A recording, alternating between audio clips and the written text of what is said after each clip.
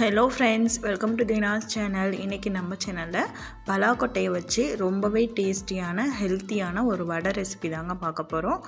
ரொம்பவே டிஃப்ரெண்ட்டாக இருக்கும். வாங்க எப்படி செய்யலாம் இந்த வீடியோக்குள்ளே போய் பார்க்கலாம். அதுக்கு முன்னாடி நம்ம சேனல் நீங்கள் இப்போ தான் ஃபஸ்ட் டைமாக பார்க்குறீங்கன்னா சப்ஸ்கிரைப் பண்ணிக்கோங்க. கூடவே இருக்க பெல் ஐக்கானையும் கிளிக் பண்ணிக்கோங்க. அப்போ தான் நம்ம சேனலில் எந்த வீடியோ போட்டாலுமே உங்களுக்கு நோட்டிஃபிகேஷனாக வரும். இப்போ வாங்க வீடியோக்குள்ளே போகலாம். இப்போ நான் அதுக்கு ஒரு 1/4 கிலோ அளவுக்கு பலாக்கொட்டை எடுத்துருக்கேங்க. அதை ஒரு குக்கரில் சேர்த்துக்கலாம். சேர்த்துட்டு தண்ணி ஊற்றிக்கோங்க. அது முழுகிற அளவுக்கு தண்ணி சேர்த்துட்டு குக்கரை மூடி ஒரு 3லேருந்து 4 விசில் வச்சுக்கோங்க. நல்லா வெந்துடுங்க. இப்போ ஒரு 4 விசிலுக்கு அப்புறமா நம்ம பார்க்கலாம். இப்போ ஒரு 4 விசில் வந்துருச்சுங்க. ப்ரெஷர்லாம் நல்லா ரிலீஸ் ஆனதுக்கப்புறமா நம்ம ஓப்பன் பண்ணி பார்த்துடலாம். பலாக்கொட்டை நல்லா வெந்துருச்சு. இப்போ அதை வேறு ஒரு பவுலுக்கு மாற்றிடலாங்க. மாற்றிட்டு அது மேலே உள்ள அந்த தோலை மட்டும் நம்ம உரித்து எடுத்துடணும். வெள்ளை தோலை மட்டும் உரித்து எடுத்துடலாங்க. இதே மாதிரி இப்போ எல்லாத்தையும் உரித்ததுக்கப்புறமா ஒரு மிக்ஸி ஜாரில் போட்டு இது நல்லா அரைச்சி எடுத்துக்க போகிறோங்க. தண்ணியில் எதுவுமே சேர்க்க வேணாம். நம்ம அப்படியே அரைச்சி எடுத்துக்கலாம். ஏன்னா நம்ம ஆல்ரெடி வேக வச்ச தண்ணி அதில் கொஞ்சம் இருக்கும். இது கூடவே ஒரு 4 பல் பூண்டு சேர்த்துட்டு 2 வரமிளகாய் சேர்த்துக்கிறாங்க. கரெக்டாக இருந்துச்சு. உங்கள் காரத்துக்கு ஏற்ற மாதிரி நீங்கள் கூடவோ குறைக்கவோ செஞ்சுக்கலாம். சேர்த்துட்டு நல்லா நம்ம அரைச்சி எடுத்துகிட்டு வந்துடலாம்.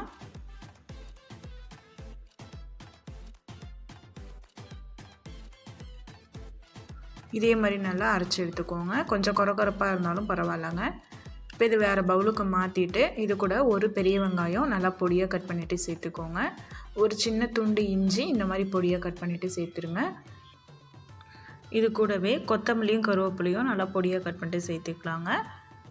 சேர்த்துட்டு ஒரு 2 டீஸ்பூன் அளவுக்கு அரிசி மாவு சேர்த்துக்க போகிறோம்.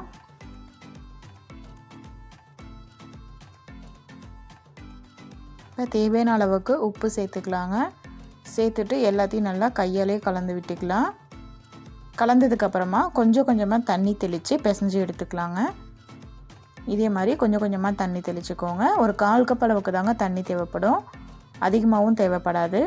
இப்போ பாருங்கள், இதே மாதிரி பிசைஞ்சு எடுத்ததுக்கப்புறமா கையில் கொஞ்சமாக எண்ணெய் தடவிக்கோங்க. இதே மாதிரி கொஞ்சமாக எடுத்து உருண்டை பிடிச்சிட்டு வடை ஷேப்புக்கு நம்ம தட்டி எடுத்துக்கலாங்க. இதே மாதிரி உள்ளங்கையில் வச்சு ப்ரெஸ் பண்ணிக்கோங்க. ரொம்பவே சூப்பரான ஒரு ஷேப் நம்ம கிடச்சிரும். இதே மாதிரி எல்லாத்தையும் நம்ம தட்டி சேர்த்துக்கலாம்.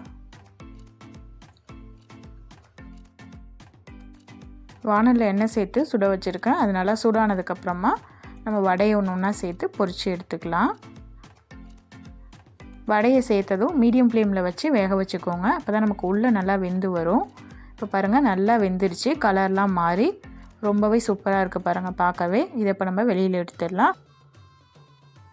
அடுத்த பேட்சும் இதே மாதிரி போட்டு நம்ம பொரித்து எடுத்துக்கலாம். இது எண்ணெயில் போடும்போது பிரியும்னு நீங்கள் பயப்பட வேணாங்க. கண்டிப்பாக பிரியாது. ரொம்ப சூப்பராக இருக்கும். பாருங்கள், ஒரு பக்கம் வெந்ததுக்கப்புறமா நம்ம இன்னொரு பக்கம் திருப்பி போட்டு வேக வச்சுக்கலாம். ரொம்பவே டிஃப்ரெண்ட்டாக இருக்குங்க. இது நீங்கள் செஞ்சு கொடுத்தீங்கன்னா பலாக்கொட்டை சாப்பிடாத பசங்க கூட இது நல்லா விரும்பி சாப்பிடுவாங்க. பாருங்கள், ரொம்ப சூப்பரான வடை ரெடி ஆயிடுச்சு. உள்ளே நல்லா சாஃப்டாகவும் வெளியே நல்லா கிறிஸ்பியாகவும் சூப்பராக இருக்குங்க. இந்த வடையை ஒரு டைம் நீங்களும் ட்ரை பண்ணி பாருங்கள். ட்ரை பண்ணி பார்த்துட்டு உங்களுடைய ஃபீட்பேக்ஸை எனக்கு கமெண்ட் செக்ஷனில் கமெண்ட் பண்ணுங்கள். இந்த வீடியோ உங்களுக்கு பிடிச்சிருந்தா லைக் பண்ணி ஷேர் பண்ணுங்கள். மறக்காமல் நம்ம சேனலை சப்ஸ்கிரைப் பண்ணிக்கோங்க. இதே மாதிரி இன்னொரு இன்ட்ரெஸ்டிங்கான வீடியோஸோடு உங்களை மீட் பண்ணுறேன். Thank you friends.